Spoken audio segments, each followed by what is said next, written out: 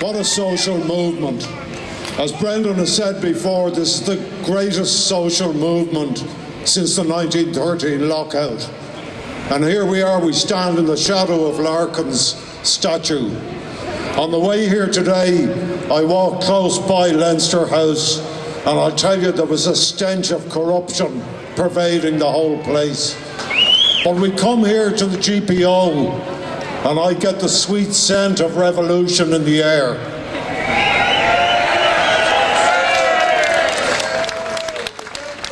We're 1 degree of separation from 1913. We're one generation in my case. My grandfather was a tram driver who gave 2 fingers to William Martin Murphy, the Dennis O'Brien of that day, and stepped off his tram and kicked off the great Dublin lockout.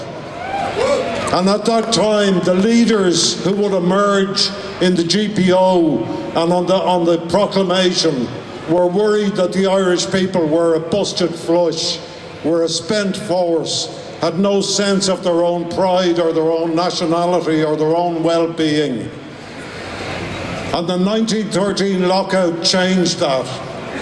After the 1913 lockout, the people were on the move in the same way as the Irish water protests have put the people on the move today.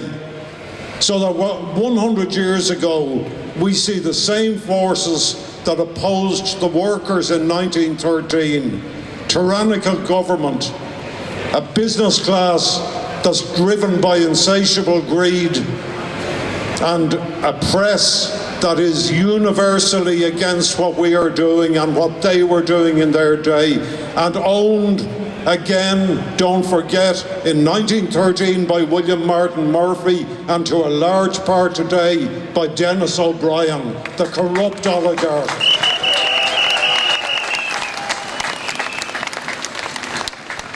And what came out of it was 1916. And what came out of the preparations for 1916 was the proclamation. And you will hear it and you will read it this year. And you will read especially, I hope, paragraph 4, which I'm convinced is James Connolly's paragraph. It's the one that talks about the children of the nation being equal. It's the one that talks about the happiness and prosperity of our people. And it's a word, that word happiness, that we gloss over too easily. No one ever grabs onto that and says, why did these men put that word happiness into the proclamation, where every word was valuable, where there was no space for words that didn't have meaning? And of course, if you think about it, what use is it if a country is prosperous but its people aren't happy? And we've come through 7 years of unhappiness. We could list all the causes of it, and they've been listed here. Let me just mention an epidemic of suicide. Imagine the failure of a state where people are driven to that extreme. And that epidemic isn't diminishing yet. But if we take that word happiness and apply it to all of the social conditions that we see in Ireland today, we can judge whether the nation has actually worked for the people or not worked for the people. And in our case, we can see that all of the reasons for unhappiness exist. Housing, bad education, 3-tier education. The children of the working class get one type of education. The children of the rich get a very different type of education. And what does it prepare them for? It prepares them for the courts, to work as lawyers and barristers in the courts, to live at the top scale of Irish society, to live in that 20% at the top of Irish society that is the political class, that works together, that does everything, that makes sure that that 20% hold on to the wealth and get more of the wealth.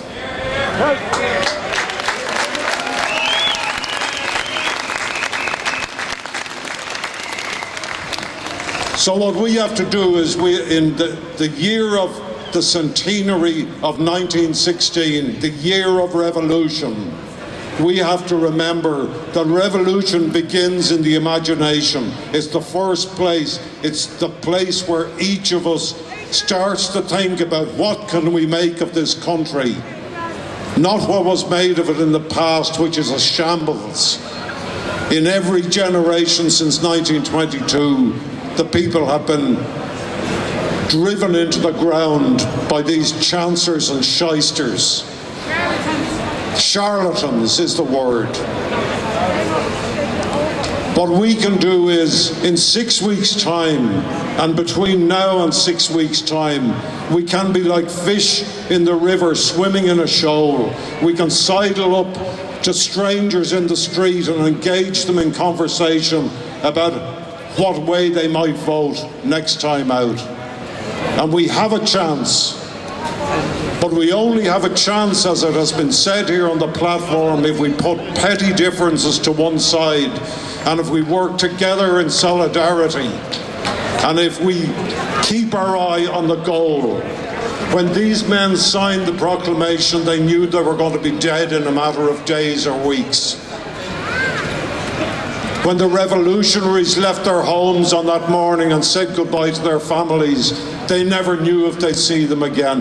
We're not asked to make that sacrifice. But what we are asked to do is to go out and work to put these shysters and chancers out of power for good.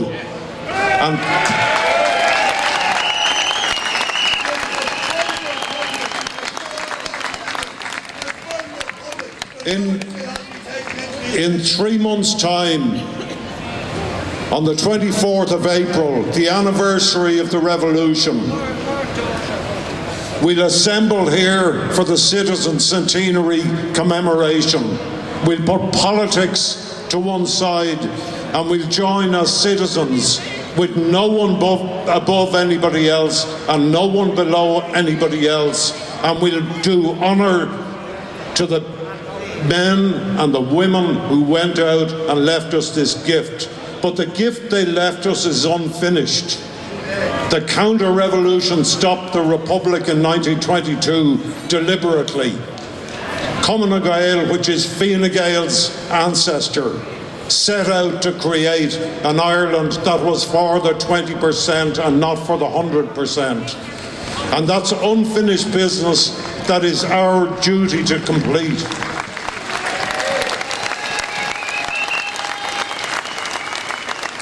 So get out there in the next 6 weeks. Get out there and engage everybody. Get young people working on this. Every 5-year-old child that goes into school and talks about right to change influences other 5-year-old children to go home and do the same thing.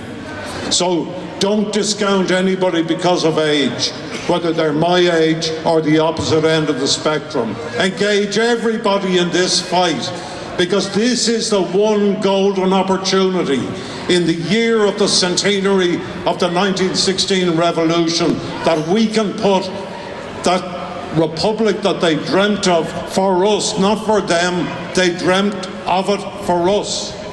So let's leave that as our legacy for the next generations. Go out and fight. Solidarity.